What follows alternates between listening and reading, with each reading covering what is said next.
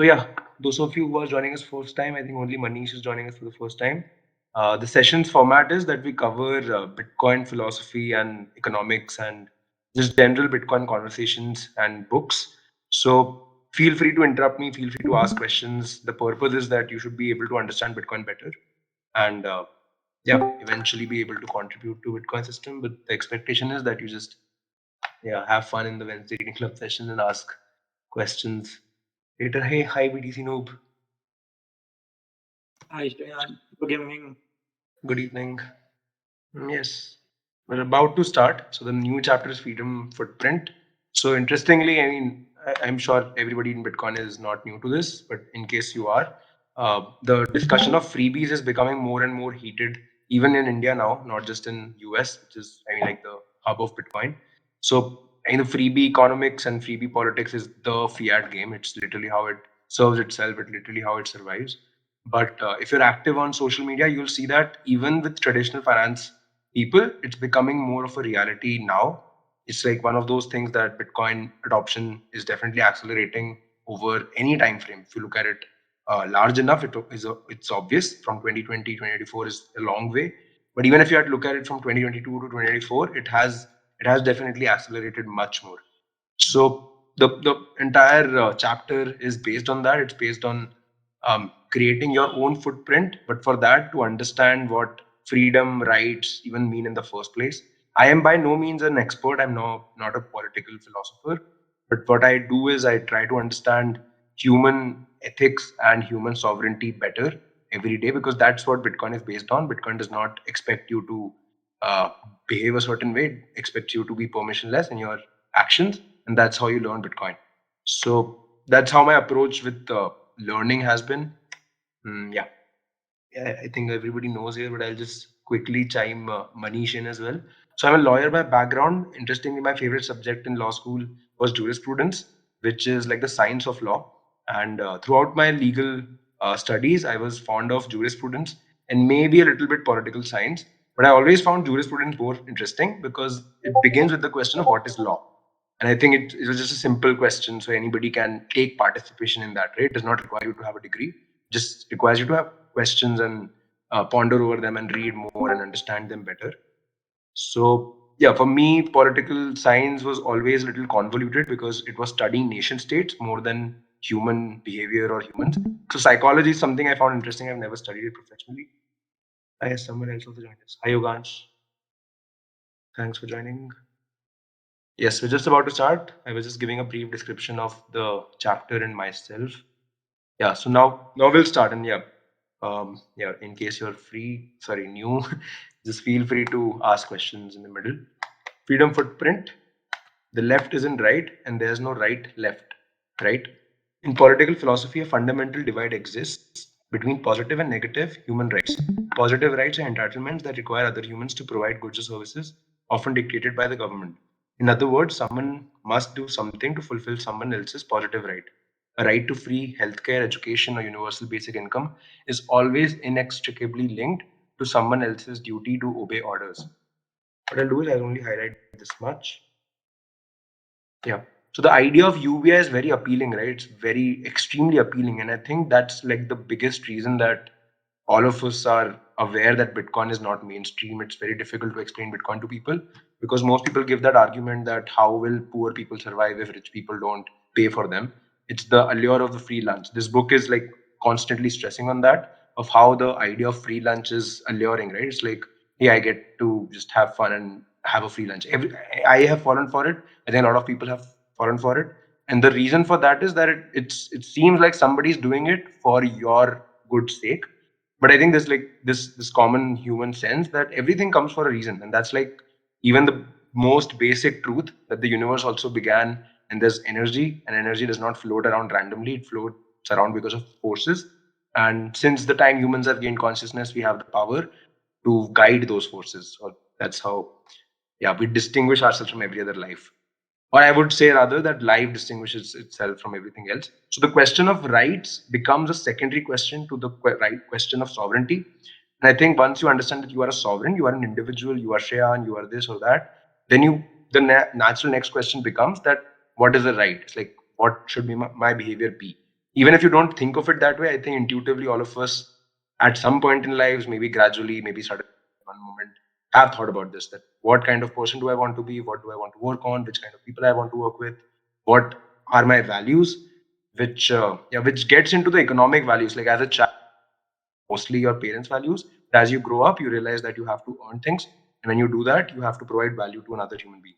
The only way to do that is to understand their needs and understand how your behavior is and things like those. That's when the question of rights and freedom starts to become a reality. Yeah. For most people, freedom means that I can do whatever I want, but that's not truth. That's not real, because you can only do so much and expect other people to find that valuable. Once you understand that freedom ends where other person's freedom begins, that's where idea of freedom is. Rights, for me personally, it's always been a very controversial question, and for me to understand it, rights mean that, in a very etymological sense, rights mean right and wrong, sahi galat in Hindi, which means that you are supposed to act in the right way, which is the most important question perhaps in human life, right, and society in general. So right becomes a political question only because of the money printer. I think all of us understand rights, every human by default. But I think some people like take advantage of that, which is politicians who always try to cash in for votes. It's like they give you cash, they provide you that free lunch, and the only reason that they do that is to get something from you, which is votes, which is not obvious to a lot of people, which is becoming bigger and bigger reality, not just in India. It's a global problem. In stark contrast, yeah, so I was just filling in on universal basic income. It's also in capital, and it's a subject that I think takes time for somebody to get disillusioned by, that universal basic income does not exist, or at least it leads us to socialism. In stark contrast, negative rights act as the guardians of individual liberty. They demand not action but inaction, freedom from interference, a sanctuary from violations against material and physical property. When we speak of negative rights, we invoke the hallowed principles of free speech, privacy, and freedom from torture. Negative rights are not guarantees of what we shall receive, but solemn vows of what must remain untouched. Yeah. To simplify it down, this book puts it this way, that the only human right is the right to be left alone, which means that from a very realist or existential sense, you wake up and you are on your own. That's the reality of life. And the only thing that you can expect from others in a very material sense is that I will figure my life out. But for governments, it becomes a problem, because that's what their narrative is, that if we let people do that, there will be no equality, and all kind of tactics. It's a very deep psychological phenomena. Yeah. Yeah, just a quick point. I think there's like this tweet that floats around called Myers-Briggs personality or on Bitcoiners. There's some Bitcoiner who's doing research on it and he's sharing it on Twitter. Can't remember his name. I'll probably share it in one of the next sessions. So he's done this study where there's like 16 personality types overall. And it's like a simplification, of course. Humans are of all kinds, but it's like a simplification of all human personalities. And the 25% of most common personalities are 0% Bitcoiners, which I find fascinating, because I think, most Bitcoiners you meet, you will see that they are the odd duckling in their social circles, which is weird, right? Because everybody cares about money. It's like very odd. What is odd is finding somebody who does not care about money. Bitcoiners clearly care about money. They clearly understand it, and at least want to understand it. Nobody wants to be cocky about being experts, but I think everybody takes interest in money, and Bitcoiners especially do that, because that's literally going against the trade of the fiat monetary system, which is the dominant monetary system. So so it becomes a challenging question for even me to understand that it's a deep psychological phenomenon for you being able to question that of what is money, the simple question of that. I'll just quickly check. Hi, Dilson. Thanks for joining. I think you've joined us for a long time. Okay. So I'll continue reading. The final session, I hope, is Delson as well. Delson, to ask questions if you want to. With a logical mind, these definitions invariably lead to one fundamental question: can a positive right even exist without violating a negative one? Try to devise a situation where this is the case. From a first principle standpoint, there can only be one truth. Since there's only one right that can be universally true for every human being that has ever lived and there will ever be, the right to be left alone. If the right to be left alone is violated, regardless of whether the violation is carried out by a government or any other criminal organization, All you have left is the right to obey. This is the core tenet of the non-aggression principle in libertarian philosophy. No human has any right to force their will onto another. Yeah, thankfully, because of the phenomena of monetary competition, more and more people are feeling the coercion. Yeah, more and more people, I think, I have a very intuitive sense of just talking to people, and they are realizing the pain of inflation, if not the cause. Property rights lie at the heart of all rights, including free speech. The right to express oneself freely is inherently tied to ownership and control of property. Significantly, property rights are not merely about owning physical goods or land, but also encompass control over one's body and fruits of one's labor. In this context, free speech is a property right because expressing oneself is an exercise in control over one's body and thoughts. Therefore, the protection of property rights inherently includes the protection of the freedom to speak. Yes. Yeah, this is something that I've honestly faced a challenge. So my friend in college, I remember, used to say that India does not have freedom of speech, and I used to say that, hey, I can say freedom of speech. So it's not just about being able to speak, it's about exercising control over the territory on which you are speaking, because that ultimately matters. Because you can say whatever you want, but if the bigger person, the more powerful person has control over you, then they're going to exert their influence, or at least you lie at their behest. So Indian government might not say anything just because you're saying something, but they will take actions against your property. Then that's why property rights become the crux of any civilization. In the Ethics of Liberty, Murray Rothbard has astutely noted that the loudest proponents of freedom of speech often leave out a crucial question: where should people be allowed to exercise this right to express themselves? The answer is simple: on their property. You decide who gets to say what in your house, you dictate the rules of your social media platform. Property rights maximalism is the correct, full, lawful stance. Yeah, this is yeah. I mean, this is like a normie definition of Bitcoin maximalism that property rights is the correct lawful stance. This is also like a jurisprudence maximalism statement. Yeah, it literally tries to study what is law, and now what is law is Bitcoin core. It's defining what Bitcoin is, and Bitcoin consensus rather. I think it's a bigger loose question that who decides consensus over Bitcoin. It's called rough consensus, and it's decided by the Bitcoin community. It's decided by a group of users, developers, miners, exchanges, and wallets who have a say over and influence how Bitcoin evolves. But I think the basic rules of Bitcoin are etched in stone, etched in stars. That there's only 21 million Bitcoin, and it's censorship resistance. From this viewpoint, freedom of speech is naturally limited by the boundaries of one's property. From a lawfulness perspective, individuals can speak freely within their own property or any platform, where the property owner consents to their speech, respecting the autonomy of the individual property owner and upholding the principle of consent as central to exercising any rights within a society. The key point here is that one's right to free speech does not extend to the property of others without their consent. To impose upon a property owner the obligation to host or permit speech they disagree with or find objectionable infringes upon their property rights. Such an imposition negates the principle of consent and undermines the foundation of individual property.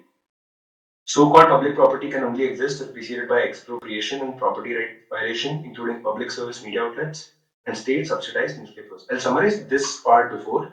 I think it's very simple to understand. The way I will put it is that freedom of speech does not mean that anybody can enter your house and say anything, or anybody can enter your private property. It means that you get to define the rules of that private property, and whoever is part of that has to follow those rules because it's your private property. And yeah, I think it's that's why it's the foundational layer of free speech that property rights come before, and only when you have defined property rights, you're able to define free speech laws. Read this part again. Such an imposition negates the principle of consent and undermines the foundation of individual liberty. So-called public property can only exist if preceded by expropriation and property rights violations, including public service media outlets and state-subsidized newspapers. Yeah, public property and public service uh, outlets, whether it's media, whether it's services, is the biggest misnomer because ultimately somebody is exercising even the most accessible roads. So they have influence over it, and the government has a say over how it evolves. And who controls the government is the question that then becomes a pressing question in reality.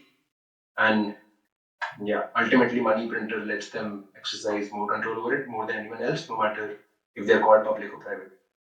Moreover, any state intervention that compels speech or prohibits certain expressions on private property infringes on owners' property rights. Read this again. Moreover, any state intervention that compels speech or prohibits certain expressions on private property infringes on the owner's property rights.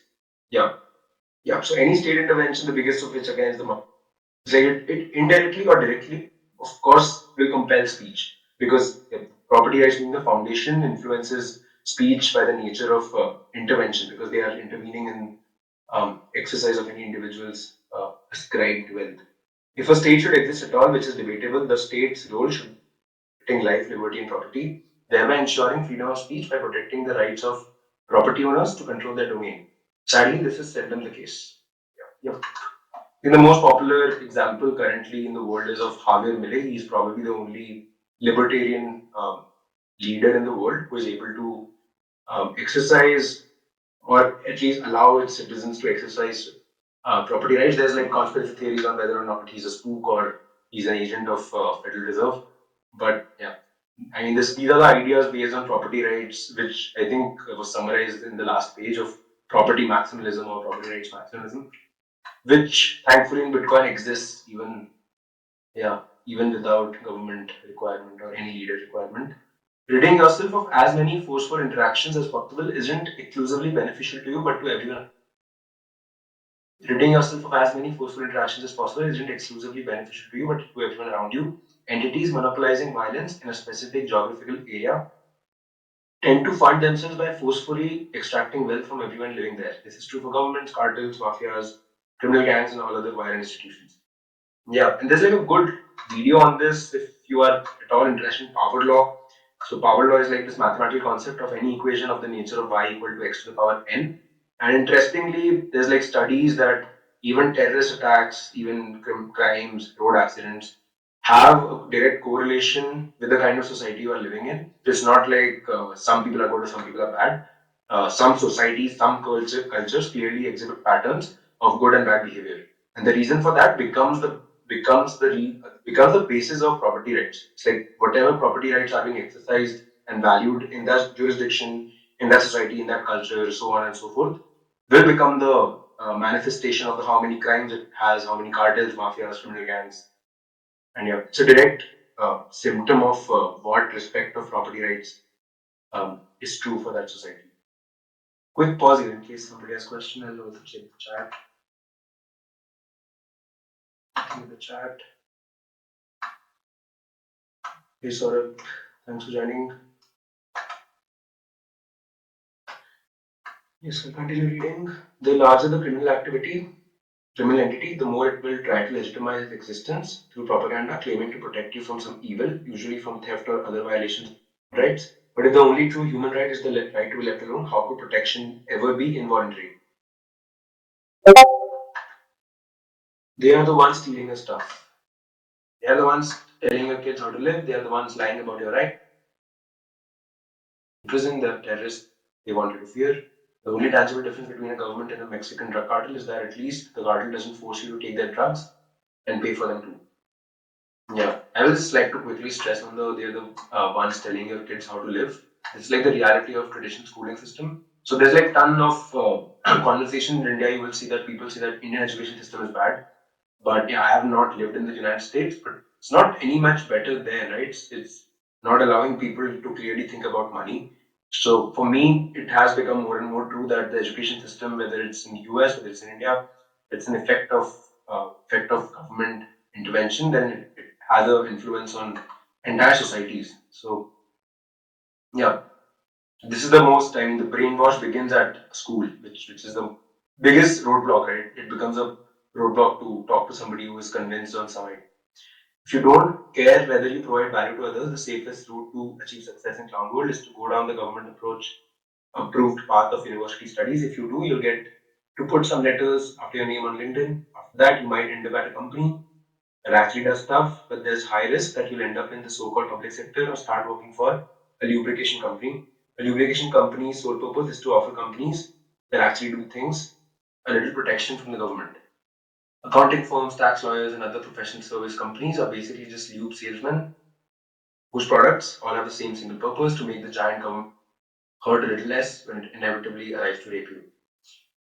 Yeah, theme of this book has been provocative language, and yeah, I mean, this is the truth that you see in Africa and Latin America. That's because their trust in government has gone down to the degree that it becomes a material, scary reality. But if this is true for every government, when you realize that the root of that is in the money printer, it's in the quality of our money. Yeah, I'm pretty sure most of you have seen that video. I've actually not been able to see it entirely. The what's the problem? It's been used as spam across a lot of Bitcoin ecosystem. But I think it highlights the idea that it's not just like some countries bad, some good. It's the idea of the cause and effect of quality of our money, and yeah, whether it's a slow poison or fast poison, it has the same effect eventually. The fight for freedom is never ending. Every generation will fade or be forever shackled to its hamster wheels. The silence song of the government has led many adventurers to live in a state of perpetual Stockholm syndrome, even though the beaches are littered with human skulls. Her song seduces new sailors every day. Daily free healthcare, universal basic income, fix the weather, free lunches found. Biggest problem on planet Earth by default is, yeah, fix the weather. Akin to where a diabetic forgets their insulin shot, the government's under grip of life tightens every time another freedom is sacrificed on the altar of perceived safety. She is a cunning snake that grows stronger whenever we forget to resist. The history of human civilization is one of repeating cycles. Over the centuries, property rights lead to prosperity, prosperity leads to more government spending leads to bigger government leads to delusions of grandeur and totalitarianism leads to civil wars and revolution. Interestingly, so recently, Ray Dalio has become a Bitcoiner. Apparently, I saw that he is talking about how Bitcoin is going to be the future of money, which I think is interesting simply because I think since the point Donald Trump expressed interest, he has become a proponent of Bitcoin. Before that, he was a proponent of Chinese currency. And regardless, his video on the shifting global order is literally the essence of this paragraph, where, yeah, she's a cunning snake that grows stronger whenever we forget to resist. This is true for freedom, this is true for any government. And that video summarizes this is not happening for the first time. It's like we are living in 2025. Bitcoin is happening for the first time. But societies crumbling down because of bad quality of money is not a new phenomenon. History has seen it many times, very ruthlessly so. I think what's different this time is that the war is not of physical nature, it's a war of ideas because the government is more incentivized to steal from you from tax or steal your data. They're not incentivized to come to your home and beat you up and take your stuff. So the idea that the war that we're living right now is of information nature. But yeah, I mean, the overall point of socialism is that it eventually leads to poverty and civil wars and revolutions. Are you prepared to take matters into your own hands? Probably not. You still live in the world you were born into. An idealistic martyrdom is not on most people's bucket lists, but whatever small step you take to increase your personal freedom footprint increases the total level of freedom oxide, dioxide in the atmosphere. Freedom dioxide is essential to life. It prevents potential climate change and global warming. Adopting Bitcoin helps you emit more freedom dioxide than anything. The rabbit hole is bottomless, and you can be a Bitcoiner to whatever extent you want. From taking your coins off an exchange to getting a hardware wallet to running a node, to coin joining, to setting up multisig, to mining, to working for a Bitcoin company, or to contributing Bitcoin's code base. All of these require different levels of commitment and conviction. The typical Bitcoiner path is to buy some, watch in awe, as it appreciates, think, holy shit, I've got to secure my coins, and then most of the other steps eventually follow. Yeah, this is why you have to defend NGU. It's like that's the holy grail of Bitcoin adoption because that's, I mean, this describes that every step, right? That people eventually take coins off an exchange not because they are sovereign individuals. They do that because they have been burnt by some experience of exchange hack or some some model of trust in that exchange.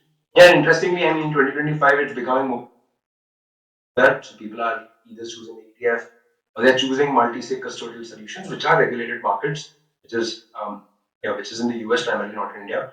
But I think it's that's going to be the adoption route, and you can argue or whether or not that's a good thing, but I think that's inevitable in a way because that's at least becoming my opinion more and more. The bit solution like bit keys unsigned sorry, not Unchained, Unchained are going to be the custody models for majority of Bitcoiners even because yeah, even the wealthiest Bitcoiners in the US are using chain and not, uh, yeah, holding their own keys self-sovereignly.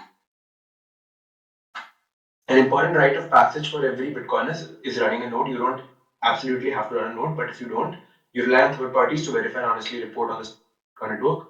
Running a node is not trivial, but it is not insurmountably difficult either. Just get a dedicated computer for your node, make sure it's not contaminated with viruses and malware, and download your preferred Bitcoin client. You can even use a plug and play node in a box solution if you so choose. Connect to the internet, download the time chain, and voila, you're running Bitcoin. Yeah, it's actually not that difficult to run a Bitcoin node. For me, I have never been able to run it consistently because of either, yeah, I think it's not been able to dedicate a piece of hardware for that. It takes a toll on my laptop, but it's actually not technically hard. What might be hard is for you to run it without virus and malware.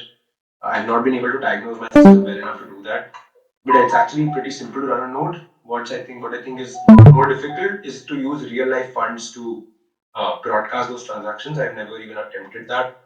But yeah, like this is not necessary, but this is like the road to sovereignty. No decentralization ensures that Bitcoin cannot be arbitrarily or manipulated by any single entity, preserving its integrity and trustworthiness. However, these characteristics are under constant threat, and if lost, Bitcoin risks devolving into just another shitcoin and indistinguishable from anything else in the ever growing pile of cryptographic fecal matter. Yeah, so there's this recent advertisement, I think, by BlackRock of even changing the consensus rules of Bitcoin. So this book has actually been written much before I think even BlackRock entered Bitcoin. I might be wrong. I think it was released last year in May or June. I think it was after BlackRock released their ETF. But I think nobody anticipated that BlackRock will have the even the audacity to say that they can change Bitcoin supply. But yeah, so like this says, this it's always under constant threat. Unfortunately, at the time of writing, the cost of running a Bitcoin node has started to rise significantly. Specifically, the initial block download has become more burdensome to the computer because arbitrary data has been increased recently. Older and more inexpensive hardware can no longer download and sync the blocks in a reasonable amount of time. In other words, the cost of firing up a node is rising. Bitcoin only works because anyone can run a node. Keeping Bitcoin node operation costs low is more crucial for Bitcoin survival than maintaining low transaction fees. While both costs will likely rise over time, affordable node operation is more critical for the network. And this was the crux of the user activated soft fork during the blockchain wars anyway. And I think somebody mentioned recently that back then there was a strong cohort of Bitcoin maximalists and people who understand the importance of running a node who supported that. But somebody said that in 2025 it is becoming more difficult from before, even though there's like more capital in Bitcoin, more Bitcoiners. Because I don't know, the person explained that they think that because there's an alternative of USDT being registered in the US, but I don't subscribe to that because I think anybody who was a Bitcoiner does not care about USDT being regulated in the US. So yeah, this is the reason that any change in Bitcoin anyway will take more time than ever before because there's more people involved, there's more eyes on the network. Yeah. Regardless of whether you're running a node, you should take proper mind recall how there's no difference in ownership, possession, and knowledge when it comes to Bitcoin. Bitcoins held by a custodian are in the physical control of that custodian and therefore not yours in any true sense of the word. You must take your coins off the exchange and put them into self custody to own them at all. Yeah, yeah, and there's the post by I think the founder of Swan. I'm forgetting his name, but he's written the road to hyper-Bitcoinization is 1 million, I think, 1 million people who self-custody their coin. So he's literally saying that the only way to prevent tyranny on earth is to just find 1 million people. It's like an arbitrary number that he came up with, but I think there's a good, strong cohort of people required who will custody their coins. So something like 6102 were to happen, which is the government trying to manipulate people into saying that you need to surrender your coins, it will require a strong cohort of people to oppose that. Besides the hodlers and node runners, miners play Bitcoin network. However, they do not and should not have the power to dictate its rules. Miners don't make or find bitcoins; they find valid and get paid by the network and satoshis for doing so. The balance of the balance of power within the Bitcoin ecosystem is delicate, and decisions about future should be made by all of its users, not just a small group of mining pool owners. You can't really call yourself a Bitcoin miner if all you're doing is selling computing power to a not pool. Since solo mining is almost entirely futile at this point, your only option to mine in a self-sovereign way is to select a pool where you can verify how your computing power is actually being used, or better yet, one that lets you construct your own blocks. Yeah. It's also one of those very controversial and heated debates right now in Bitcoin that BlackRock controls six of the major companies, and there's only like seven or eight mining companies which hold considerable hash rate, and most of them are not transparent. Most of them have very centralization tendency in terms of how they are getting OFAC compliant, so they are censoring certain transactions. The game theory will imagine that nation states will do mining, so there's less probability of one entity having control over Bitcoin. But the reality, as we know it right now, is that only a few companies are able to exert a lot of influence.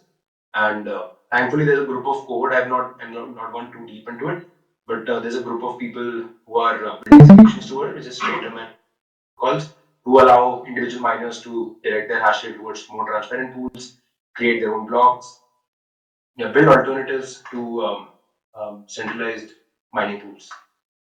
I'll take a pause here. We have covered a lot of some of the debates in Bitcoin. If in case somebody has questions or they would like to share any thoughts, obviously. So, What is meant by node? Like, is it related to mining? sorry, Manish, can you ask that again? What is meant by running a node? Like, is it a response? Like, is it the process of mining? No. So running a node means that you verify transaction Bitcoin blocks. So that's literally running Bitcoin on your system, which is your laptop. You can buy dedicated hardware, Raspberry Pi. So running a node is not the same as mining. Mining is an operation that is done at the scale on industrial level. So you can't do it on your laptop or Raspberry Pi. What you can do is contribute your hash rate to a certain extent, but that's like almost for testing and experimentation. That's not really practical to do so. Running a node simply means that you verify transactions and the entire Bitcoin ledger by downloading blocks and validating the consensus rules of Bitcoin. So that's running a node, and that's as simple as downloading binaries from Bitcoin.org. And I mean, if you participate in the codes, you will see that there's exercise on on how to run a Bitcoin node. Yeah, does that answer your question? And do we get any reward for running these nodes? No direct monetary reward. Yeah, the only reason is to use Bitcoin sovereignly and verify the rules of the Bitcoin network. So whenever you are not running your node, you are using someone else's node to access Bitcoin, which works fine. Which works fine for 99% of Bitcoin users. If you want to use Bitcoin sovereignly, which for some people is like a very life and death situation, but for most people, it's not required to use Bitcoin. If you want to become a developer, if you want to run Bitcoin node on your system to understand how it works, that's when you really will need to run a node. Okay. Yeah.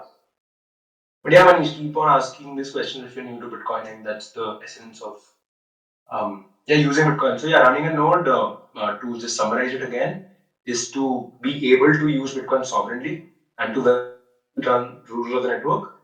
There is no monetary incentive to do that, which is why probably this I might be wrong, but most of the companies are running full nodes. It's just cypherpunks and it's just enthusiasts who are running nodes, and not the average person, not the average Bitcoin user. Forget the normie, of course, they are not running Bitcoin, but even the most of Bitcoin users are not running a node. I feel ashamed that even I have not been doing that. I've done it only for testing once. Yeah, but yeah, to use Bitcoin sovereignly, that's like the road. To run a node. Yeah, and eventually, if you're able to, then contribute hash rate mining pools which are transparent, which is like the next step. So we can have a conversation of how mining works and how you can contribute your hash rate to mining. But for all intents and purposes, as an individual, it's very difficult to do that. Yep. I'll continue reading. Bitcoin can be used in many ways, and nothing stops you from using different parts of your stack. But Yeah, just one question. Like, With 10 lakhs, it is feasible to set up a mining node. Set up a mining node. Sorry, yeah, mining environment in India. Is it possible with 10 lakhs? I'm very good with numbers. Maybe somebody like Ayush Suran.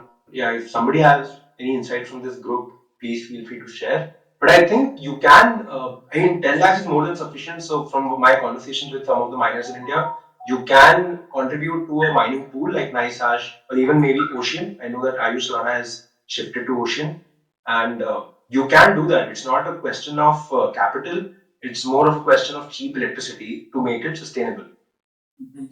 Yeah, which is the challenge in India, which is why we don't see large scale mining in India, because one, there is no regulatory incentive, not a good environment. Second is that cheap energy is also not accessible to everyone.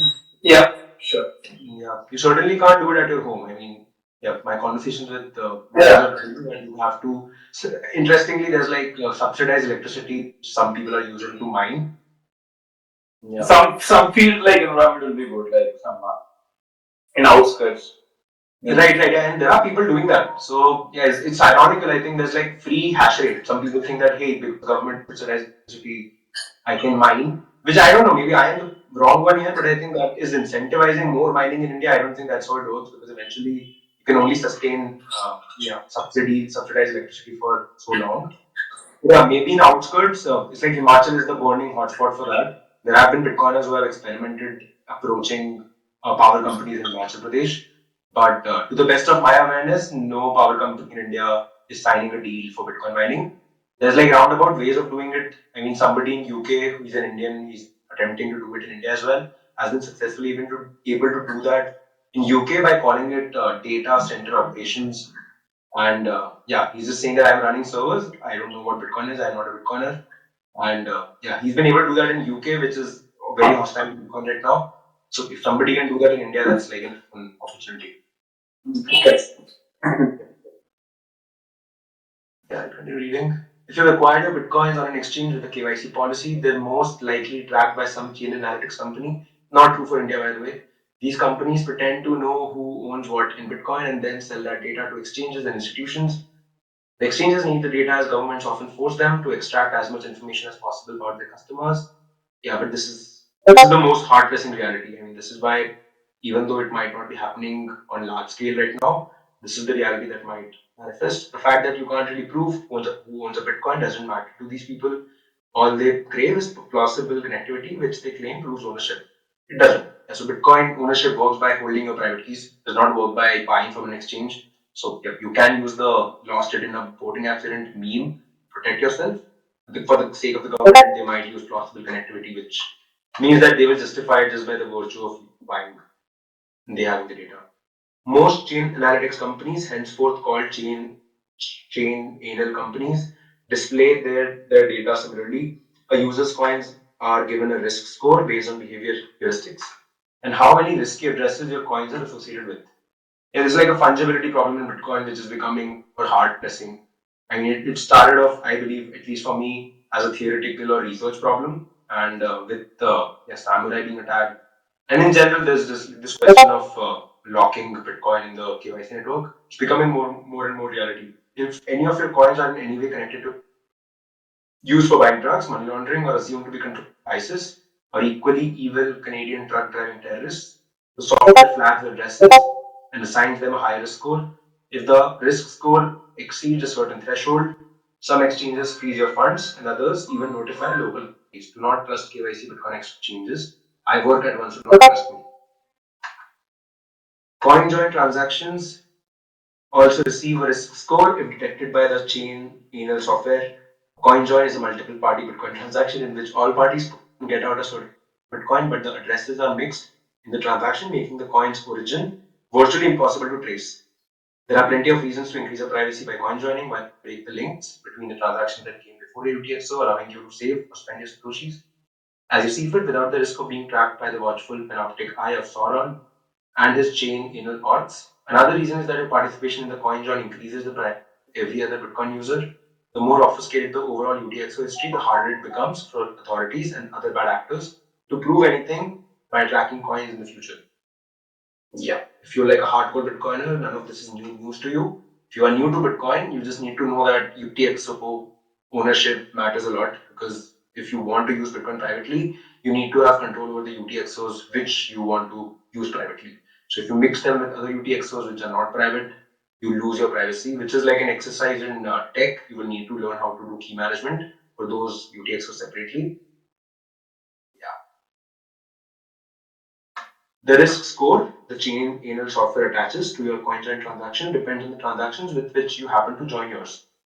For example, if you join your coin with coins on address associated with ISIS or God the Canadian trucker, your coin joined UTXO will receive a high risk score. Yeah. Some coin joining coordinators use the chain anal company blacklist against themselves. Some coin joining coordinators use the chain anal company's blacklist against themselves by not allowing blacklisted UTXO to coin join at all. In doing so, they ensure that the high risk score by the chain anal software. In other words, it helps the end user stay below the radar.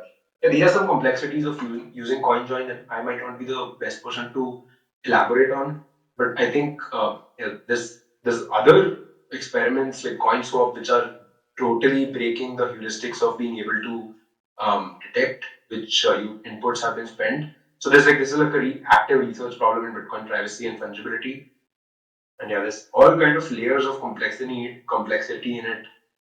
Yeah. We will have to tolerate all of this change in the nonsense during Bitcoin's adoption phase, since most governments still do not understand that money is speech.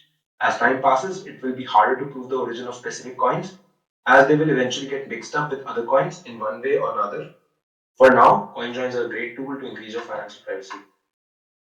Many tools will help you achieve greater freedom. Bitcoin is the most obvious one, but others are vastly underappreciated.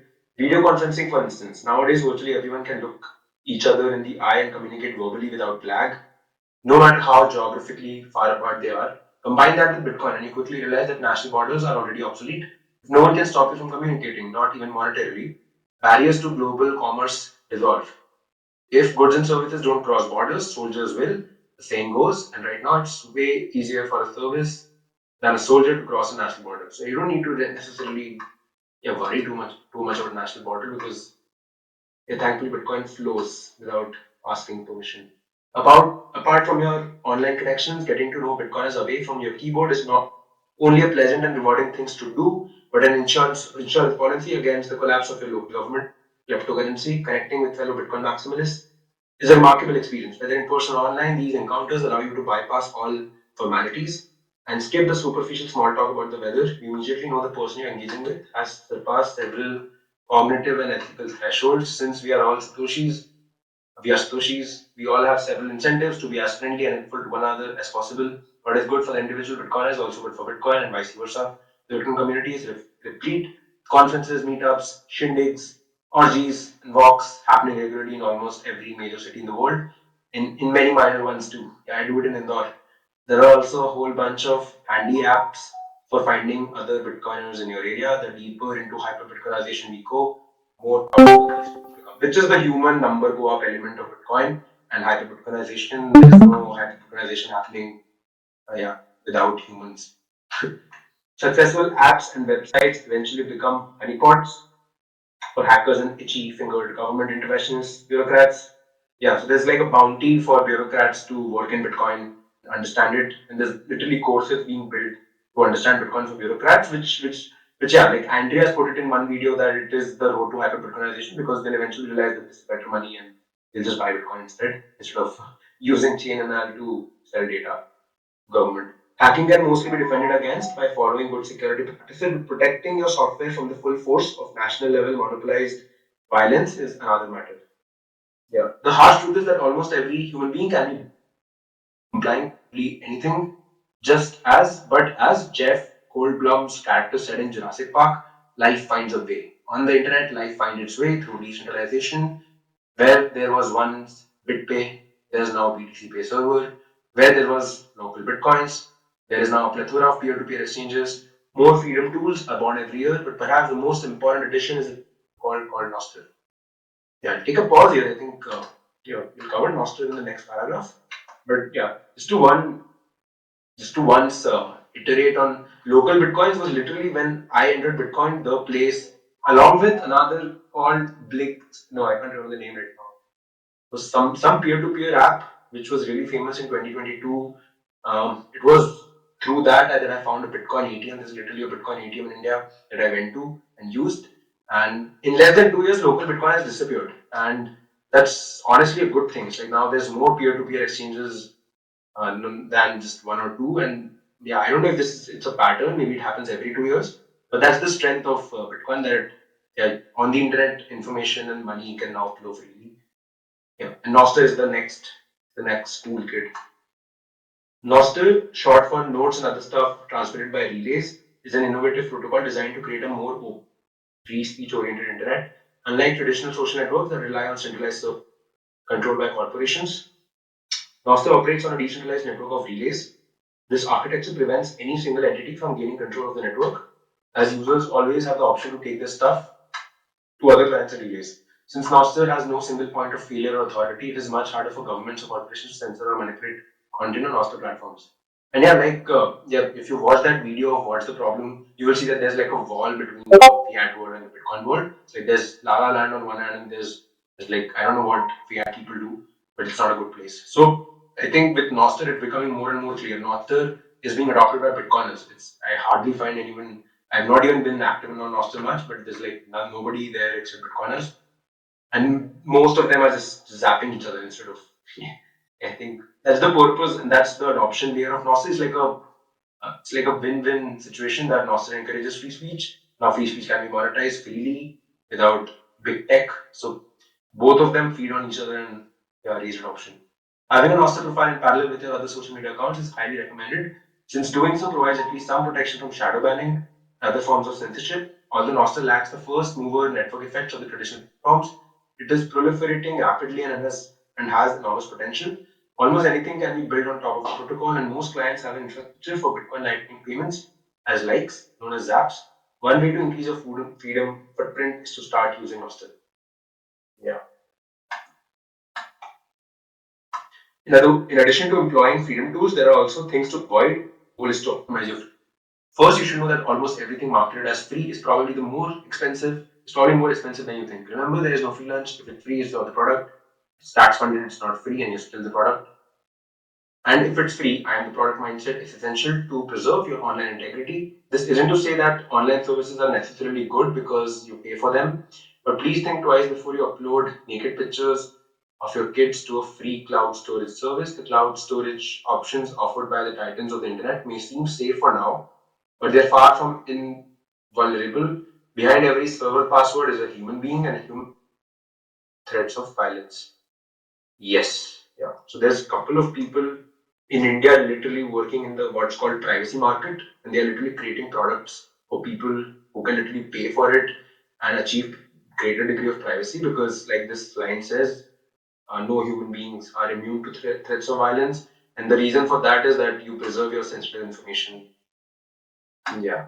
Freedom is all about optionality. Privacy is the ability to others. Some people want to take your stuff and enslave you. Some will succeed. But one thing you can do to be more selective regarding what laws you need to obey, is to get a second passport. Yeah. Black theory is one strategy for maximizing personal sovereignty. The theory is premised on diversifying one's lifestyle, assets, and business affairs across multiple countries to reduce risk and increase it. It's about being independent of any single country or government.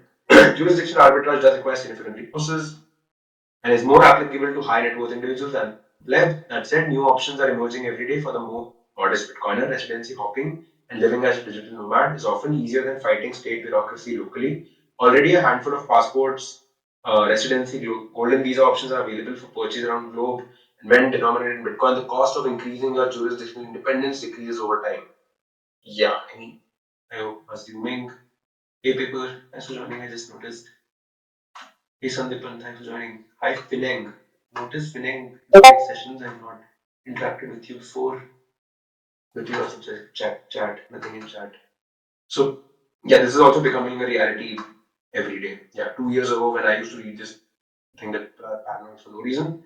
But I think more than paranoid, it's becoming a option. It's becoming option, and there's like markets for it, and yeah, it's like a thing. More and more people are adopting Bitcoin as their primary currency. network while weakening the legacy system. As more people take advantage of jurisdictional arbitrage, states become increasingly pressured to adapt to this new reality or risk a severe brain drain. In other words, they are forced to become more Bitcoin friendly or suffer the consequences.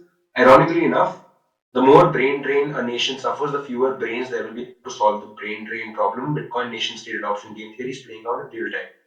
Yeah, 20th January mark the date.